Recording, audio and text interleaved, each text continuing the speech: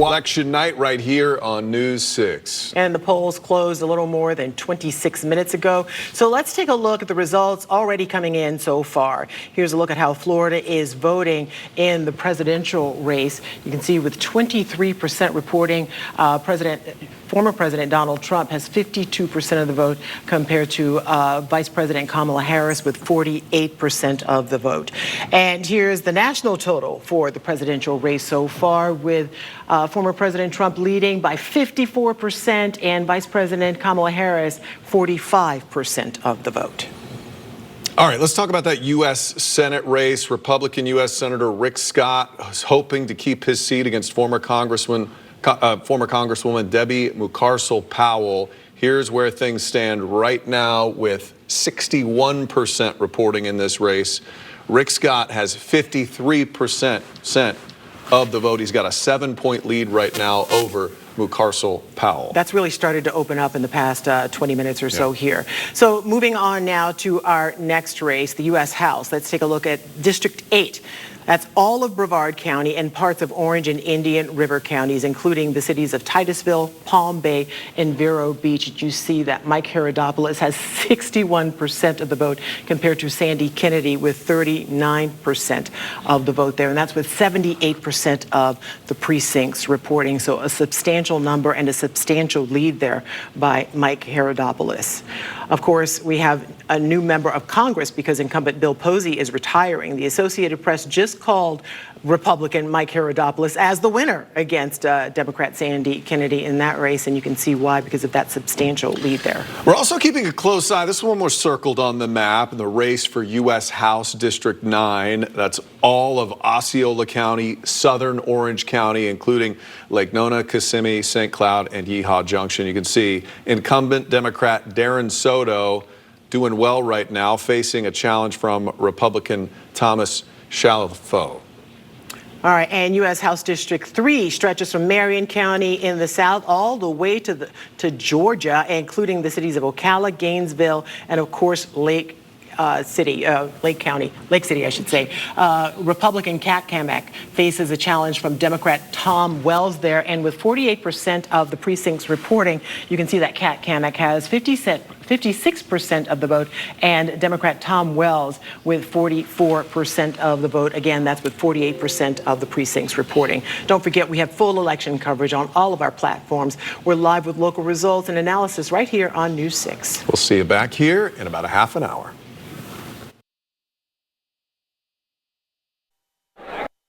This is 10 Tampa Bay. Tonight, we are bringing you the results from the 2024 election. I'm Courtney Robinson, and right now we're keeping an eye on key races. In the race for president, Donald Trump has been declared the winner here in Florida against Democratic challenger Vice President Kamala Harris. We're going to take a look at some of the state races as well, starting with a winner declared in the race for U.S. District House seat 15. Incumbent Republican Laurel Lee will remain in office, beating out Democrat and longtime Hillsborough County Commissioner Pat Kemp. This district represents eastern Hillsborough and part of Polk County as well. Then in the race for U.S. House District 13, incumbent Republican Anna Paulina Luna, Democrat Whitney Fox. District 13 does remain with most of Pinellas County. She's been declared the winner there, and she also expressed her thanks to voters. Listen. I can tell you that right now we're really excited. You see the amount of enthusiasm. I think Pinellas County is the bellwether for the state, so we saw the Republican turnout was through the roof. But I honestly just want to thank residents of Pinellas County for trusting me to represent them in Washington. And taking a look at two ballot measures in Hillsborough, Amendment 1 would renew a half-cent sales tax known as the Community Investment Tax. You're seeing the state attorney race right here for the 13th in Hillsborough County. Susie Lopez with 53% of the vote, with former state attorney Andrew Warren right there with 47% of the vote. Also, Amendment 2 that we saw on the ballot, this is the referendum that we first saw, this is Amendment 1 right here for the state, talking about partisan school board races. You can see it needs that 60% right now, sitting at 55%. And then when it comes to Amendment 3, whether to legalize medical marijuana, that sits at 56%. Again, not quite at that 60% threshold. Amendment 4, another big one that we're watching here in Florida, but also across the country. 57% with a yes, 43% with a no. Will that be, with the votes that are still out there, will there be enough to overcome that? That is yet to be seen. We have all of the election results for you right now on 10tampabay.com. You can also join us as we stream live on 10 Tampa Bay Plus. You can download that on your favorite streaming device.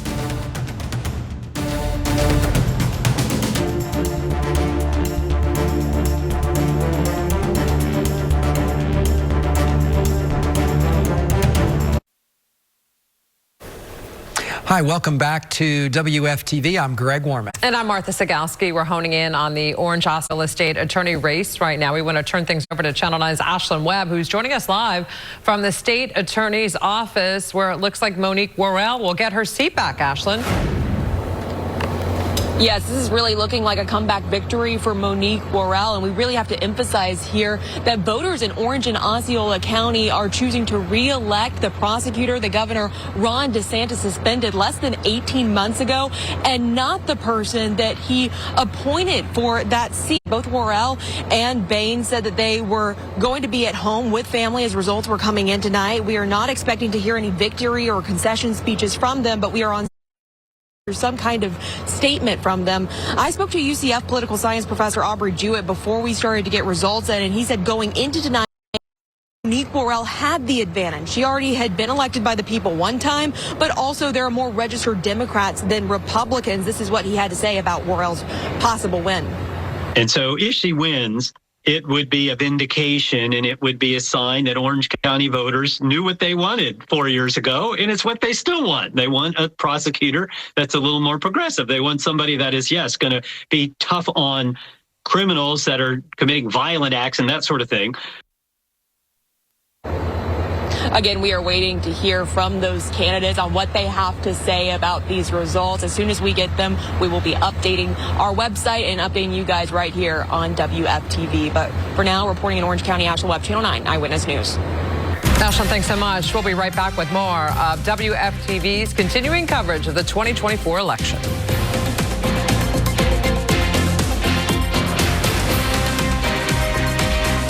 For Election Day coverage and results, stay with Channel 9 Eyewitness News.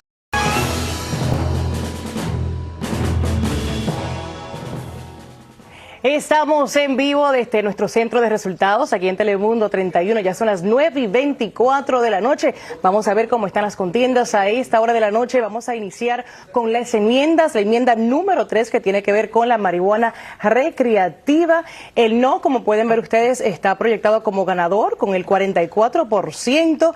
Esto significa que las penalidades se mantienen como están y solo la marihuana medicinal será legal. Importante, para que una enmienda pase necesita obtener el 60% de votos o más. Ahora miramos la enmienda número 4 en relación al aborto. Él no ha sido proyectado como ganador, él no ha sido proyectado como ganador, ahí lo están viendo, 43%. Recalcamos nuevamente que para que una enmienda pase necesita obtener el 60% de votos o más. Vamos a ver cómo luce la contienda por el Senado Federal. Rick Scott, ahí lo están viendo ustedes. La proyección es que Rick Scott ha sido ganador con el 56% de los votos. Vamos a ver imágenes de más temprano de una conferencia donde el senador ofreció unas palabras sobre los resultados de esta importante contienda. Recordemos que sería su segundo mandato. Fue aquí donde él se proyectó como ganador de esta contienda por el Senado Federal. Vamos a echarle un vistazo a esta hora cómo luce la carrera por el alguacil del Condado Osceola. Marcos López, ahí lo están viendo, con el 58%, le lleva la delantera al republicano Donnie Martínez. Mi colega José Frank, que se encuentra en el Condado Osceola. José Frank, cuéntanos cómo está el ambiente por allá. Me cuentan, ahí veo ya el alguacil a tu lado. ¿Qué dicen?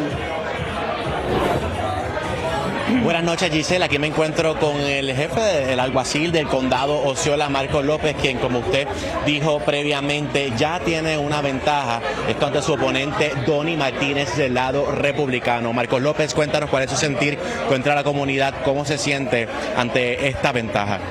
el pueblo ha elegido al candidato que quieren y vamos a seguir trabajando duro para todos ustedes los próximos 4 años. Estrategias de cara a este cuatrenio.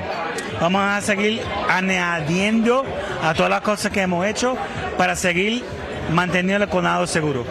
Aquí las personas continúan llegando. ¿Cómo usted se ha sentido ante esta ventaja? ¿Cómo fue? El tiempo ya nos está traicionando, Michael López, pero muchas gracias. Continuamos con Giselle sobre esta cobertura. Alguacil Marcos López, que lleva en el alguacil desde el 2021. Y usted, amigo, no le cambie y siga muy conectado con Noticias Telemundo 31, que vamos a estar monitoreando muy de cerca las contiendas federales, estatales y locales.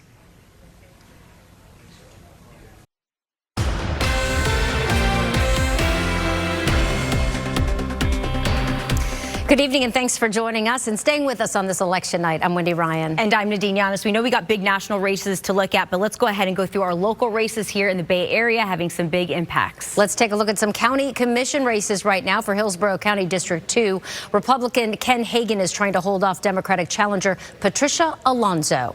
Right now, incumbent Ken Hagan is ahead in that election. You see it right here at 55%. And in Hillsborough County District 4, Democrat Nicole Payne trying to defeat incumbent Republican Christine Miller. Incumbent Republican Miller is ahead in this election right now. You see at 58%, a huge margin there. And then in Hillsborough District 6, it's Republican Chris Bowles versus Sean Shaw.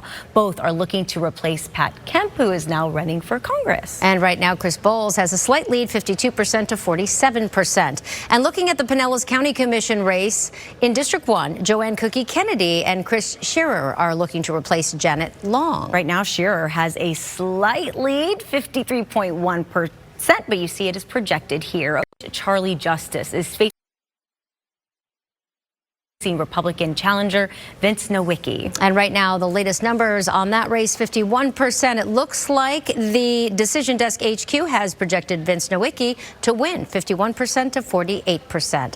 Meanwhile, 4 seats up for grabs on the Pasco County Commission District 1. No party candidate Lisa Moretti going up against incumbent Ronald Oakley. Yeah, taking a look at those numbers right now, Oakley is ahead, a large lead here, 59.7%. And looking at Pasco County's District 3, Republican Catherine Starkey winning her race there, 100%. She had no challenger. And then in District 4, really a complete shakeup here in this county. Republican Lisa Yeager is trying to hold off Democrat Danielle Ackroyd-Iles.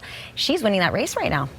Looks like they've been projected. And finally, in District 5, we have incumbent Republican Jack Mariano again against no party candidate Thomas Saloto. And Mariano, Wendy is ahead in this one. And voters in Polk County only have one county commission race to decide. Democrat Kay Klemko, write-in candidate Judy New, and Republican Becky Troutman are all running. Right now, Troutman, as you see right here, is ahead. All right, and we turn it back to ABC News and their election coverage this evening. You can stay with us on our special coverage on Over the Air.